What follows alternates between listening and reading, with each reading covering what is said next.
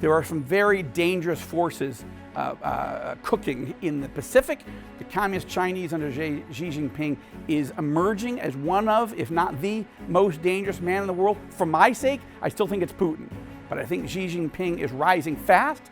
I think he's incredibly dangerous. And when the Communist Chinese military is unleashed, it's going to be fearsome. It's going to be bloody. And the United States better make sure it doesn't happen. The only way, or let's say the best way to keep China, Communist China, from invading Taiwan is strengthening Taiwan today, is China getting ready to invade Taiwan. Hi, I'm Joel Rosenberg in Jerusalem with a YouTube exclusive for the Rosenberg Report.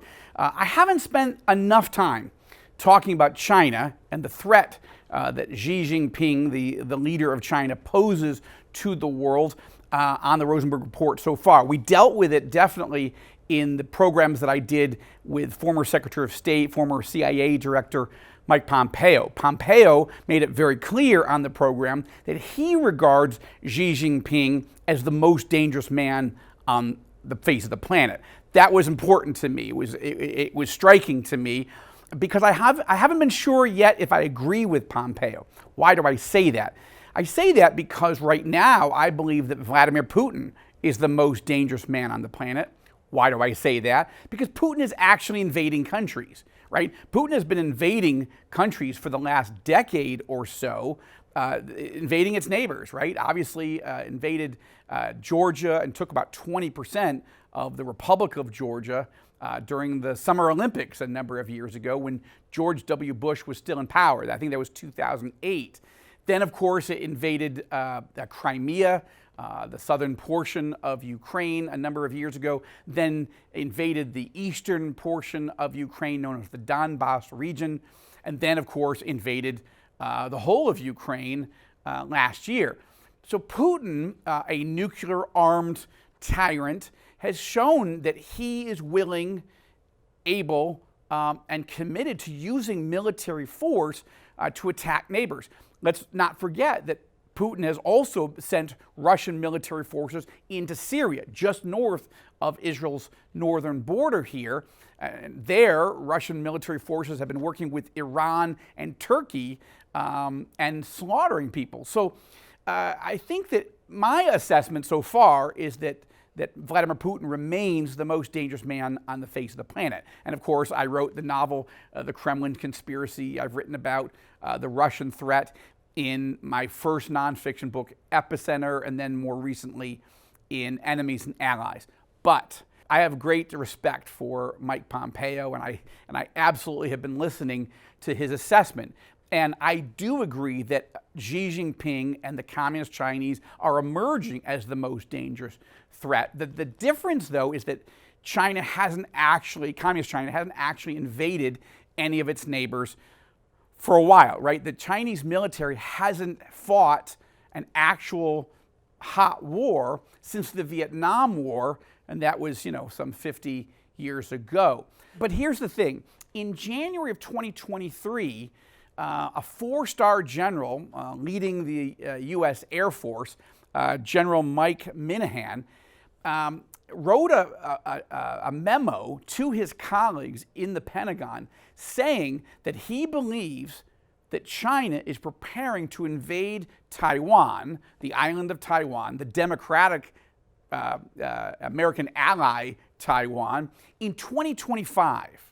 That was striking, and that was a memo that got leaked to NBC News, and it went viral, and it became a big story because a lot of people are asking, wow, are we that close, maybe a year and a half or 2 years away from an actual full-scale Communist Chinese invasion of Taiwan? Now, first, that's an interesting question. Is that true? The chairman of the Joint Chiefs of Staff, of course, Mark Milley, he's on the Army side, he says China is not ready yet. He says that he focuses on the fact that China hasn't fought a hot war since Vietnam.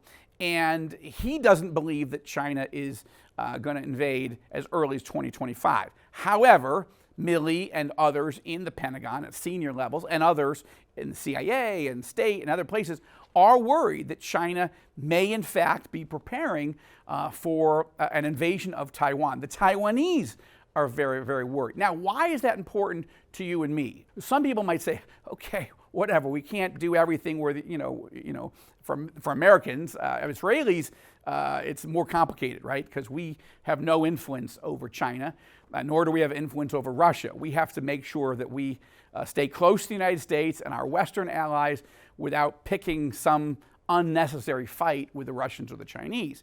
Plus, they are also trade partners for Israel. But Americans need to think about, how do we handle this? Because right now, I believe that Vladimir Putin is the most dangerous man on the planet. He has invaded a major democracy, right? The biggest land war since World War II is going on. It's raging right now in Ukraine. And Putin is losing. Now, my criticism of President Joe Biden in Ukraine is that Biden isn't doing enough to arm the Ukrainians to win. I believe that Biden and his team are arming Ukraine just enough so that they won't lose, but there's a difference between helping a friend like Ukraine, a democratic country that's being raped and pillaged and destroyed in many ways, savaged by the Russians, by Putin. It's one thing to help them not lose, but what we should be doing is helping them win. I'm not advocating sending U.S. ground forces into Ukraine. They're not a NATO ally. We don't have that relationship with them, and we don't need to. The point is, we need to make sure that Putin loses in Ukraine, okay? No, we don't want him to be so badly humiliated that he ends up using nuclear weapons in Ukraine, which I've raised on the Rosenberg Report and at All Israel News as a concern of mine. Putin doesn't know the word humiliation. He doesn't know, he never imagined that Russian forces would be humiliated in Ukraine. But that's happening. But he hasn't lost yet. And he needs to actually lose. He needs to back out and sue for peace, as it were. So that's important. And I think that anybody who's running for president on either side, Democrat or Republican, needs to be strongly focused on, we need to make sure that Putin loses in Ukraine. Because if Putin wins in Ukraine, he is going to be a monster unleashed, looking for other enemies to devour. Why do I say this? Because I want to be clear, just because I believe that the U.S. and all of NATO should be helping Ukraine win against Putin, at the same time, the United States needs to do much more to help Taiwan and our allies in the Pacific, South Korea, Japan, Australia, the Philippines, Singapore, and others. We've got to bolster them, and particularly the Taiwanese, so we are sure that the Chinese think twice, a third time, a fourth time, and decide not to invade.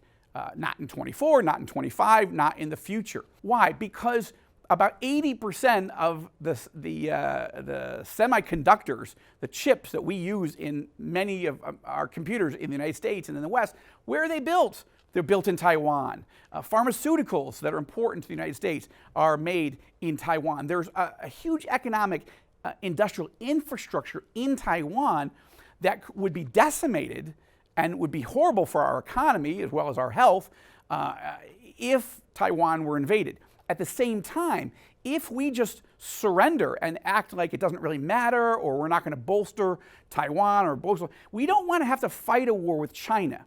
And the best way not to fight a war with China is to make sure that China doesn't attack Taiwan, that we make it so difficult by strengthening Taiwanese military forces to make sure that they can defend themselves, so that it's so clear that Taiwan is strong enough to withstand an assault by Communist China, that the Communist Chinese don't actually attack.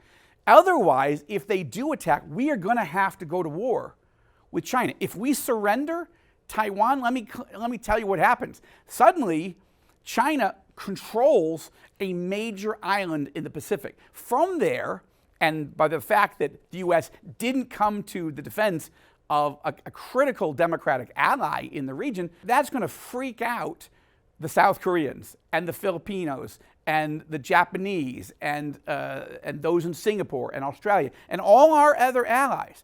What we want to be doing is working together to make sure that China doesn't move militarily against Taiwan or against any other enemy.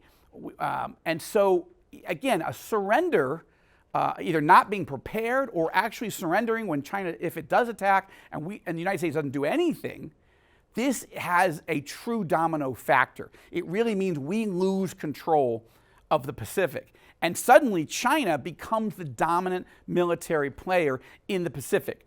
That has strategic global implications. Suddenly China will be seen as the power to deal with. And American alliances will mean much less, not just in the Pacific, but in Europe, anywhere. How will Israelis have a great deal of trust in America coming to our defense if we get attacked by somebody else, if America will surrender a democratic country like Taiwan to the communist Chinese? These are big deals. Now, a few last points I want to just explain because there are some elements here that could entice, or not entice, it could tempt China to move up their timetable and attack Taiwan even sooner. Why do I say that?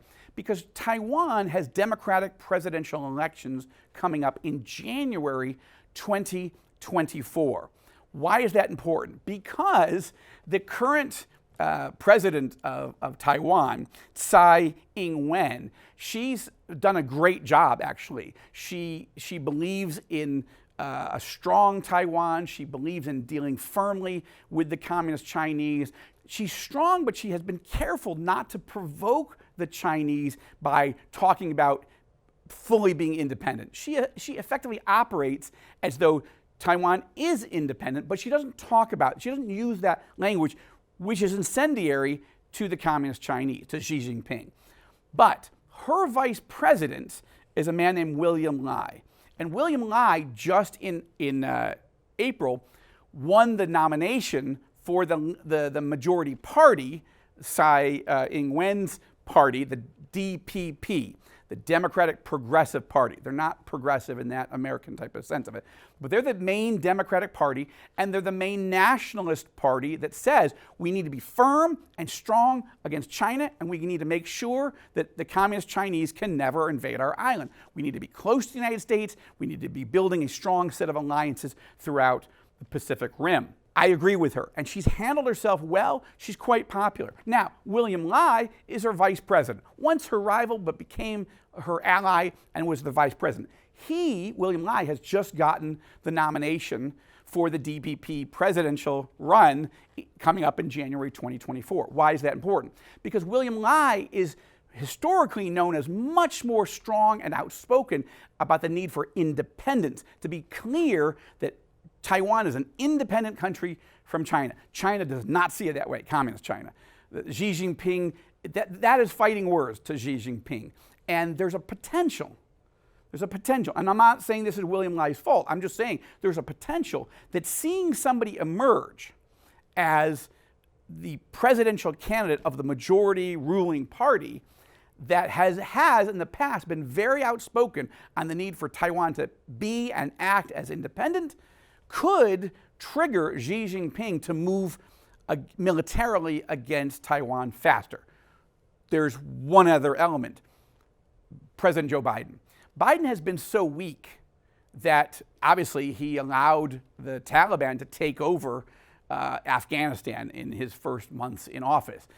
He begged the Iranian regime to take another nuclear deal, and the Iranians figured, why bother? We don't need a deal with Joe Biden. Obviously, Biden was perceived as so weak by Vladimir Putin that Putin, who didn't invade any country when President Trump was in power, but as soon as Biden comes into power, Putin invades Ukraine, right? So increasingly, we're seeing the world's worst actors see President Biden as weak, ineffectual, and therefore, if you're going to go for what you want and you're going to use military force to go get it, now might be the time. That's how world leaders have been seeing it. The Chinese have not done that yet. The Chinese have not invaded Taiwan or any other country. But with the rise of William Lai in Taiwan, against the opposition party, the KMT. Sure, if the KMT were going to win, the Communist Chinese would be super happy. Okay, Xi Jinping would be enormously happy if KMT wins the presidential elections in January 2024 in Taiwan. But I don't think that's going to happen. I think William Lai has a good, strong shot at becoming the president. And then that plus Biden having a narrow window before the 2024 elections in the fall here or there in the United States, now you have the recipe for the possibility the Communist China decides to move militarily without the United States even imagining that they're going to move in 2024. I'm not predicting that will happen. I'm trying to give you advance warning of some of the conditions that are emerging that I'm watching and that I'm worried about. I'm praying about taking a trip to Taiwan to see the situation for myself, maybe taking a TBN crew with me. We'll see. But I wanted to give you that update.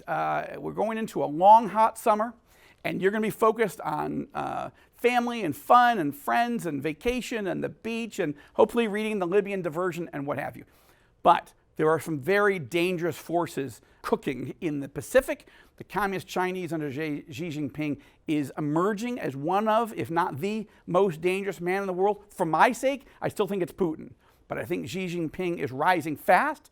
I think he's incredibly dangerous. And when the Communist Chinese military is unleashed, it's going to be fearsome.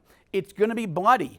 And the United States better make sure it doesn't happen. The only way, or let's say the best way, to keep China, Communist China, from invading Taiwan is strengthening Taiwan today. That's what the Biden administration should be doing. That's what every Republican candidate for president ought to be talking about. These are major concerns, Russia and China, and Israel is caught in between all that, and our confidence in our American ally is really dependent on how Washington handles both of these major nuclear powers. I'm Joel Rosenberg in Jerusalem for the Rosenberg Report.